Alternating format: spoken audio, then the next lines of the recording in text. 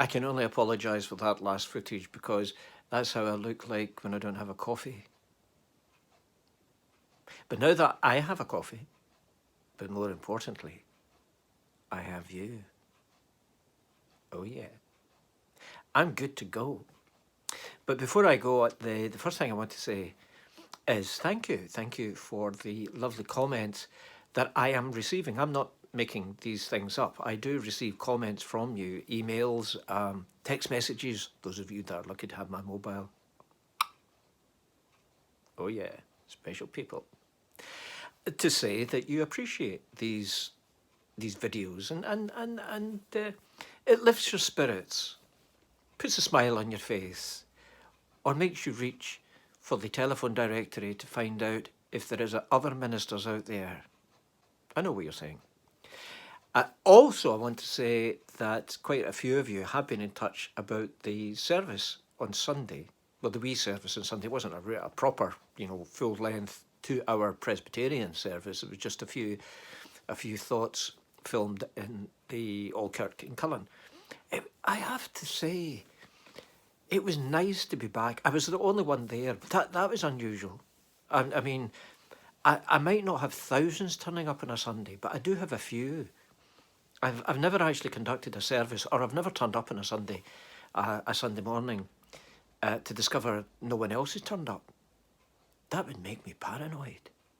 I once turned up to a church, not my church.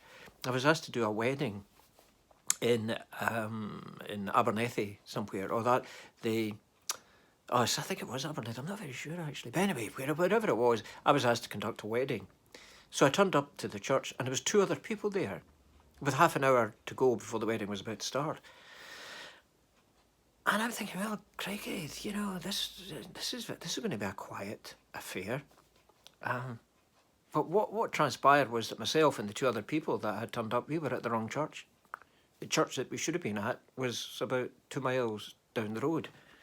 But I want to emphasise, I still got there before the bride. Yeah. So it was quite surreal being in the Old Kirk yesterday and sharing some thoughts to myself, because I was the only one there. I sneezed.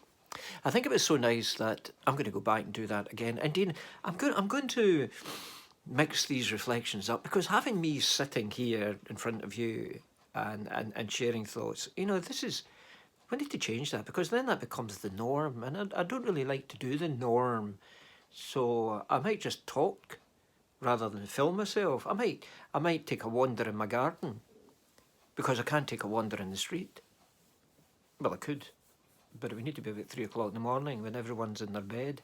But it would be so ironic if I did get up at 3 o'clock in the morning to do a wee bit of filming. Everybody else might have think, you know what, I'm going to get up at 3 o'clock in the morning and go for a walk with my dog. That would be interesting, eh? So today I'm going to be looking at the reading, just a few verses at the reading that I shared with you at the Old Kirk on Sunday. Yeah, that's what I'm going to do, because there's a lot in these verses now, and to take 5 or 6 of the verses is going to go on forever. We are going to be here forever. Oh, the thought. I like you being here with me, but I'd rather be doing something else. This is week 2. It's not day 2, it's week 2. Week 2 of lockdown.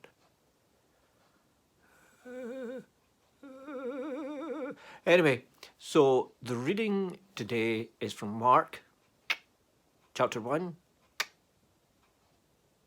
verse... I need to check my Bible. Hello. Do you know what I miss? Because I've got my Bible now. But do you know what I miss? I miss this. So before I go on to do the reading, to share the reading with you, maybe again, just a wee bit of background as to how we've got to this bit. So it's all started with John the Baptist. John the Baptist has now ended up in prison. We don't know why or how, but he's ended up in prison. So his public ministry has come to an end. Jesus' public ministry is about to begin. And one of the first things that he does is that he takes himself into the wilderness, the place that John used as his preaching base. So Jesus ends up in the wilderness. We are told that he goes out there for 40 days for a period of time, for a fairly lengthy period of time, to discover himself, to face the challenges, the doubts, the hesitations, the even the power that he might have. He weighs all these things up and he decides, A, what kind of man is he called by God? B, what is his ministry going to be? And C, when should it begin? Well, I think we can answer C straight away, because as soon as he comes out of the wilderness, he really officially begins his ministry. So far, if we're coming to Mark for the first time, we don't know what that ministry is going to entail. John's ministry was basically in one place in the wilderness. People went out to him. Jesus' ministry is for him to go to the people. So I think last week he began by recruiting some individuals who would support him in his ministry. And the other day we discovered four fishermen were approached and they joined him. So this is where we're going to take up the story. That's your summary. I'm not doing it again, but that was your summary. So the new stuff today on day 39 or whatever it is, in my Bible, the Good News Bible, there's a heading, and the heading is "A Man with an Evil Spirit." But I'm not actually going to be talking about the man with the evil spirit. That might be tomorrow. This is the stuff just before the man with the evil spirit. So it's verse 21. You'll see it. There you go, just up there. Jesus and his disciples came to the town of Capernaum. And on the next Sabbath, Jesus went to the synagogue and began to teach. The people who heard him were amazed at the way he taught, for he wasn't like the teachers of the law. Instead, he taught with authority. So I'm thinking that today I'm really going to concentrate on two verses. I'm sure you'll be delighted at that. Just two verses, verse 21 and verse 22. Now, before I do so, that's another saying I have. Before I do so, I'm guessing that the thousands of you, and creeping up to millions of you who are tuning in, will know exactly what I mean when I say a church. That's a serious question, because I want to start from the premise that people who are listening in don't know much about churches or Bibles or Jesus or anything like that. So I'm starting from basics, because I'm very happy at basics. I've never left basics. Basics is my middle name. So I'm guessing that the majority of you, if you haven't been in a church, you would certainly have passed a church building. And for those of you who have never been in a church, you might be thinking, what goes on in there? Well, I can tell you, because I go into these buildings, we suck sweeties. That's what we do. Surreptitiously, there are people with bags of sweeties, and they keep them hidden in their pocket. And when they think that I can't see them, they go into their pocket and their hand creeps up their body. But I can see their cheeks moving. So that's one of the first things that happens within a church building. People suck sweeties. And the second thing that happens, they sit on hard seats. So, word to the wise, if you are going to a church, make sure you take some hard sweeties to suck on, because you'll just look out of place if you don't. And the second thing is take a cushion. Take a cushion. Nobody will look askance at you. Everybody does. They take their sweeties, they take a cushion.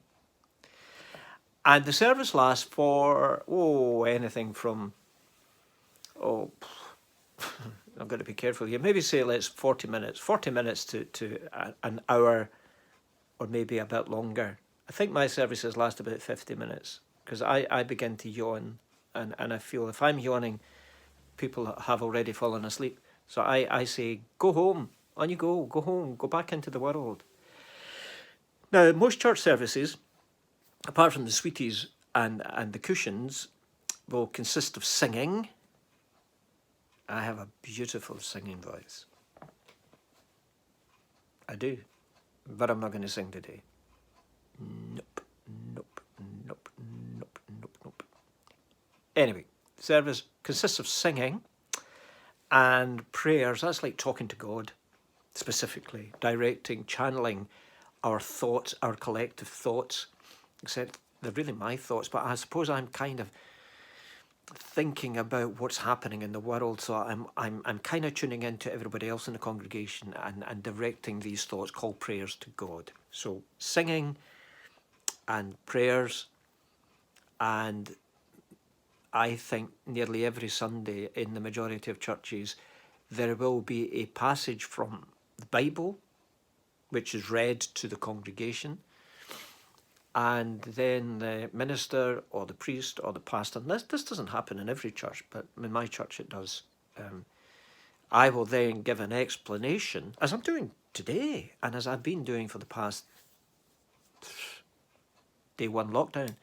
I'm trying to give an explanation as to what that reading means, what it means in modern times, what significance does it have for us trying to look for answers and tap into the mysterious.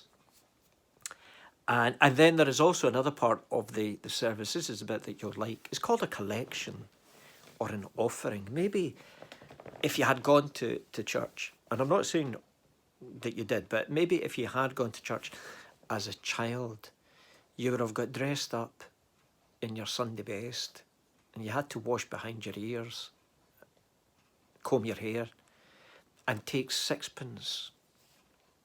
I mean, I'm 86, so I remember sixpences, these silver things, and you would take sixpence for the collection. It would be someone walking along up and down the aisle with either a bag or a plate, which is passed along the rows of people, and everybody put either a wee envelope or some money into the plate. Yeah.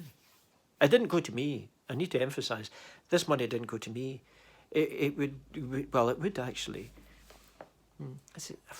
Some of it would go to me because churches pay for me. There's no magic money out there in the ozone world. It's each local church that pays for its minister. So some of that money that's collected would go towards my stipend, my salary. But some of the other money would go towards repairing the building. Some of it would go to charity work. Some of it would go to works in the community. So it's distributed. So that's the kind of things that would happen. Sucking sweeties, sitting on a cushion, singing hymns, prayer, the offering, a reading, and an explanation of the reading. That's what would happen in a Church of Scotland service, because I might be actually having people from other denominations tuning in, Baptists, and Methodists, and Episcopalians, and it's getting complicated now. I'll just stop there because we're not really talking about other churches or denominations. We're talking about Mark's Gospel, and the way I'm going, we'll still be talking about Mark's Gospel when I retire. There's a thought. Anyway, so that's a church service. Now, a synagogue service consisted only of 3 things. So Jesus had gone to Capernaum. back to the verse. Jesus had gone with, as far as we're aware, at least 4 friends, 4 fishermen, 4 folks that he said, come on, let's work together.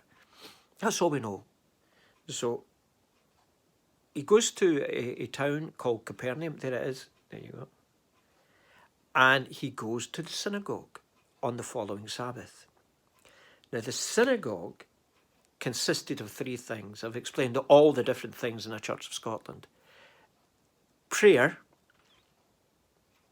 the reading of God's word, and an explanation of God's word. That's it. That's synagogue worship. Nothing else. Now, God's word would obviously be the Old Testament. How many books in the Old Testament? I'll give you a moment. I'll count to 3. 1, 2, 3.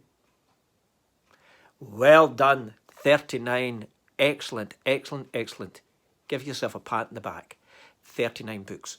So the synagogue readings would be one of those books from the Old Testament, because the New Testament hadn't been invented yet. The New Testament only comes together many years after the death and resurrection of Jesus.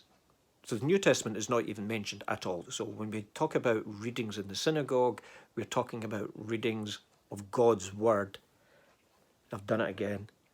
God's word from the Old Testament. So prayer, readings, and explanation. But there would be dialogue between the people who would gather in the synagogue. In today's church, here's something else that's slightly different. Normally the minister or the priest would do all the talking. I mean, most of the time. I mean, can you credit that? And I'm tired of my own voice. I've already fallen asleep at least 3 times since I started recording this thought for today. So I feel for the members of the congregation who have to listen to me all the time. Do you know what I would love? And if we ever go back, this is me off at a tangent, if we ever go back to the church, well, we will. That's a silly thing to say. We are going to go back to the church. Not everyone. I appreciate that. But those of us who do go back to the church, I feel I would like the whole service to be rejigged and done differently. That's just me. I mean, I don't really care anymore because I'm getting to the end of my ministry, so I've got nothing to lose. But one of the things I would really love to do is to have dialogue rather than a monologue from me. So people didn't like what I was saying. I mean, they could be polite and get to the end of their sweetie and then raise their hand, and I would be quite happy to say yes. And for them to say, what do you mean by whatever it was I said? And then that puts me in this box, because then I have to justify and explain what I was talking about. That's the way to go. That's the way to go. None of this me standing up there without a sweetie. I can't speak with a sweetie in my mouth. So, what was I saying? Oh yeah, so synagogue worship consisted of 3 things. Your prayers, your reading of God's word from the Old Testament, obviously, and an explanation of that reading. And people would be debating, well, I'm not sure about that. Have you not looked at it this way? That's what would happen in synagogue worship. Now, I'm not going to go into too much detail at this stage. There was another place where you could worship God, and that was the temple. I'm going to go and talk about the temple in the days and weeks to come, because that's completely different from the synagogue. At the temple, there were 2 things that were emphasised. It was a place of worship, if you like church, like today's church, and a place of sacrifice.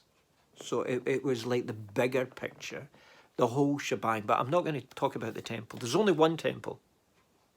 But for every 10 Jewish families back in Jesus' day, there had to be a synagogue. That was the law. There had to be a synagogue if there were more than 10 or more Jewish families. Now here is the thing. This is where Jesus begins his ministry, in the religious institution. Now, if I had some radical religious thought,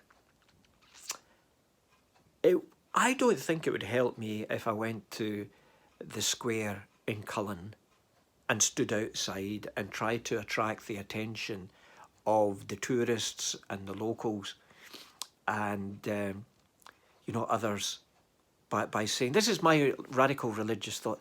I don't think they would be interested. I think they would just dismiss me as some eccentric. Maybe some have. That's a thought I need to ponder on. No, if I had some radical religious thought, if I was inspired, if I had a vision or a dream that I thought, this is from God, I need to share this, who am I going to share it with? I'm going to be sharing it with people who have some, if you like, knowledge of God, knowledge of the church institution. So I'm going to go to the church and begin my ministry, my new ministry there, which I would then take out into the community. And that's exactly what Jesus did. He didn't start talking about his belief in God and this new way of doing things in the street centres, or the town centres, street centres. Do you know what? I'm going to keep that in just to show you just how much I just make this up. I maybe take that bit out because I don't make it up. This is true, but the way I kind of go off at a tangent and think, what was it? Anyway, Jesus starts his ministry in the synagogue, in the church, if you like, for people who had some knowledge to begin to think, wow, maybe he either knows what he's talking about or this is too radical for me. So, one of the other things about the synagogue, although there were certain individuals who had responsibility for certain duties within the synagogue, and again, I don't really, if I feel the need to tell you about these different roles, I will, but not just now. But there was no resident preacher or teacher in synagogues. There was no established leader in each synagogue. There were many teachers within a synagogue, and these teachers were known as rabbis, and these were very scholarly, I can't say the word,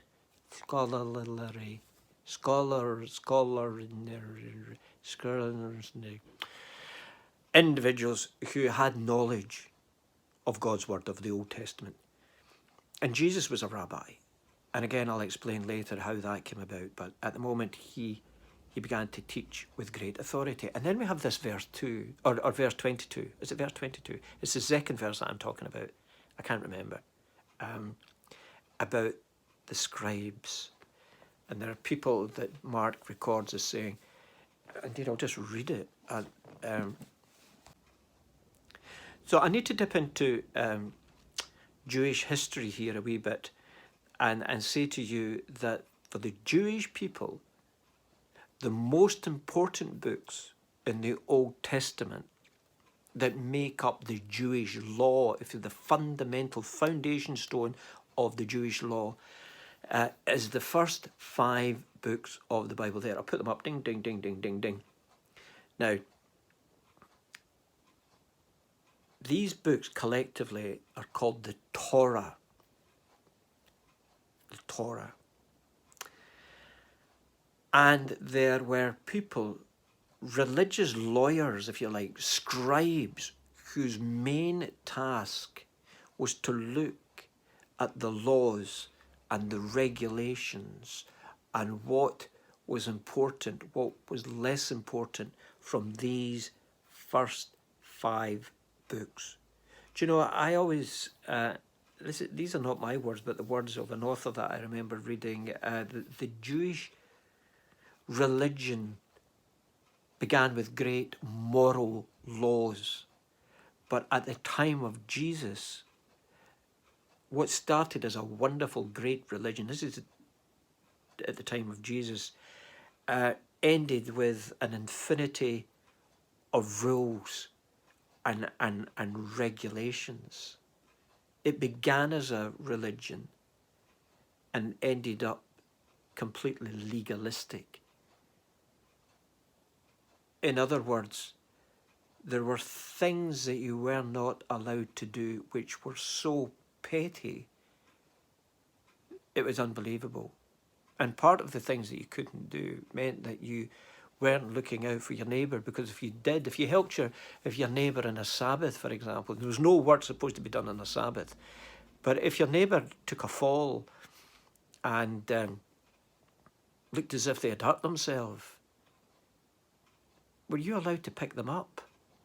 Or were you just supposed to leave them there? I mean, this is getting ridiculous, you know, but that's what basically happened. So Jesus taught in the synagogue, and people said, he speaks with authority more than the scribes, more than the religious lawyers of the day. So they don't know Jesus, these people. There would have been very few people who had heard of Jesus.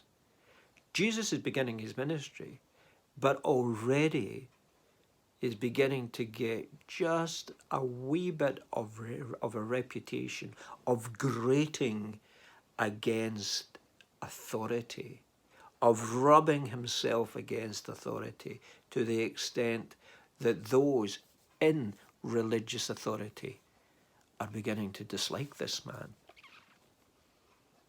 Oh dear. And we will continue on this course tomorrow. So continue to keep safe, stay at home, and tune in.